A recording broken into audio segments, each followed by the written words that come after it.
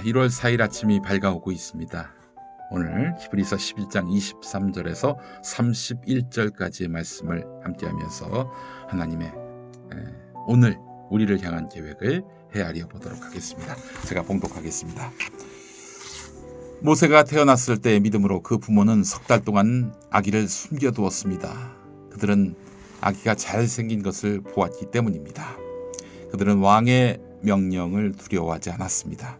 믿음으로 모세는 어른이 되었을 때에 바로 왕의 공주의 아들이라 불리기를 거절하였습니다. 오히려 그는 잠시 죄의 향락을 누리는 것보다 하나님의 백성과 함께 학대받는 일을 택하였습니다. 모세는 그리스도를 위하여 받는 모욕을 이집트의 재물보다 더 값진 것으로 여겼습니다. 그는 장차 받을 상을 내다보고 있었던 것입니다. 믿음으로 그는 왕의 분노를 두려워하지 않고 이집트를 떠났습니다. 그는 보이지 않는 분을 마치 보는 듯이 바라보면서 견디어냈습니다. 믿음으로 모세는 유월절과 피 뿌리는 의식을 행하여서 모든 맏아들 및 맏배를 멸하는 이가 그들을 건드리지 않게 하였습니다. 믿음으로 이스라엘 사람들은 홍해를 마른 땅을 지나가듯이 건넜습니다. 그러나 이집트 사람들은 그렇게 해보다가 빠져 죽었습니다. 믿음으로 이레 동안 여리고성을 돌았더니 성벽이 무너졌습니다.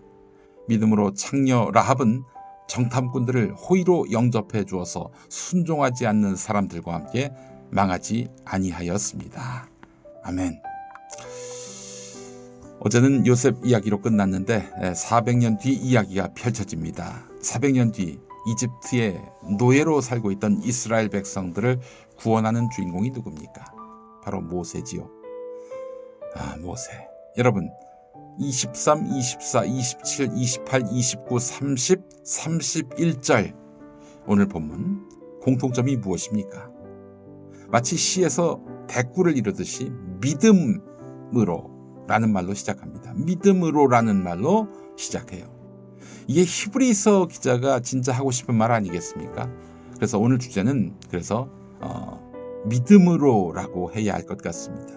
믿음으로 무엇을 했다는 겁니까?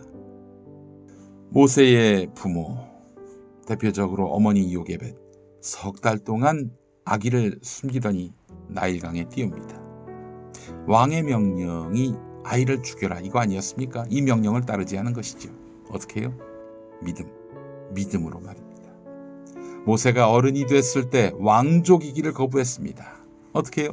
믿음으로 말입니다. 이스라엘 민족 구성원으로서 백성과 함께 고난을 나누고자 했습니다. 그래서 이집트의 왕족으로서 누릴 것을 다 포기했습니다. 믿음으로 말입니다. 그리고 피 뿌리는 의식을 통해서 이스라엘 민족으로 하여금 재앙을 피하게 했습니다. 믿음으로 말입니다. 그렇게 이스라엘 백성을 탈출시켜서 홍해를 지나 광야를 지나 가나안 땅 문턱까지 갔습니다. 믿음으로 말입니다. 여리고성을 7일 동안 돌아서 성벽을 무너뜨립니다. 믿음으로 말입니다. 히브리서 저자가 출애굽기를 이렇게 핵심만 잘 요약했습니다. 하나 더 있었어요. 그게 뭐냐? 바로 기생 라합의 믿음입니다.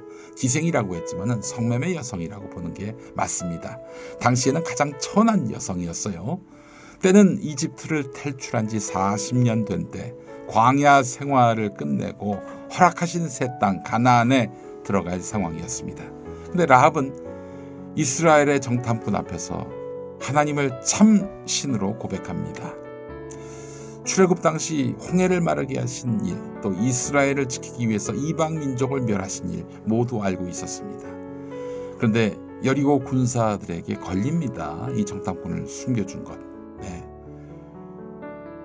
근데 라합은 담대하게 이 여리고 군사들을 따돌렸습니다. 죽을 수도 있었을 텐데. 그렇게 해서 라합은 죽임당해도 누구로부터도 동정을 받지 못했을 텐데 라합은 목숨을 걸고 이들을 지켰습니다. 믿음으로 말입니다. 히브리서는 그래서 11장 31절에서 라합의 이 믿음이 그녀를 멸망 중에서 건져냈다고 이렇게 기특해야 합니다. 성매매 여성이었던 천하디 천한 라합, 게다가 이방인 아닙니까? 자, 그 라합은 나중에 어떻게 됩니까? 살몬을 통해서 룻의 남편이 된 보아스를 낳았고, 보아스는 오벳을 낳고, 오벳은 이새를 낳고, 이새는 누구의 아버지입니까? 바로 다윗이죠. 이새에게서 또 다윗이 나왔습니다. 말하자면 라합은 다윗의 고조 할머니뻘이 된 것입니다. 그리고 그 족보에서 훗날 예수 그리스도가 탄생하지 않으십니까? 히브리서 저자는 그래서 성서 속 믿음의 영웅으로 라합을 추앙합니다. 여러분, 이런 정말 기막힌 반전은 성경이기 때문에 가능합니다. 내가 가진 게 얼마 없고 신분이 천해도 하나님이 들어쓰시면 모퉁이 돌이 머릿돌이 되는 대반전. 네, 이런 성경을 어찌 사랑하지 않을 수 있겠습니까? 로마 신화에 그 성문에 수호신이 있습니다. 두 얼굴을 가진 신, 바로 야누스죠. 야누스적이다, 이런 말 많이 들어보셨을 겁니다. 두 얼굴을 의미하는 게 바로 야누스인데요. 지지난주 설교에서 야누스의 문을 열면 전쟁 중이고 야누스의 문을 닫으면 전쟁이 끝난 것을 의미한다라고 말씀드렸어요. 야누스는 1월, January, 그거의 어원입니다. 1월, January가 야누스에서 나온 거예요. 야누스는 두 얼굴이라고 했습니다. 자, 우리가 믿음으로 굳건히 설 때는 바른 길로 가겠지만 믿음을 포기하고 내 힘으로 가려고 할 때에는, 내 지혜로 가려고 할 때에는 망하는 길로 가게 될 것입니다. 새해, 새 달을 믿음으로 설 때 우리는 1년 내내 굳건히 반듯하게 나아갈 수 있겠죠? 오늘도 승리하시기 바랍니다. 함께 기도하시죠. 소통하시는 하나님, 우리가 다른 사람들을 있는 그대로 받아들이고 사랑할 수 있도록 도와주옵소서. 우리가 쥐고 있는 고집과 편견의 손을 펼쳐서 이웃의 손을 따뜻하게 잡을 수 있도록 용기를 주옵소서. 예수님의 이름으로 기도합니다. 아멘. 여러분, 오늘도 좋은 하루 되시고요. 승리하는 하루 되시고요. 내일 기쁜 마음으로 또 다시 만나겠습니다.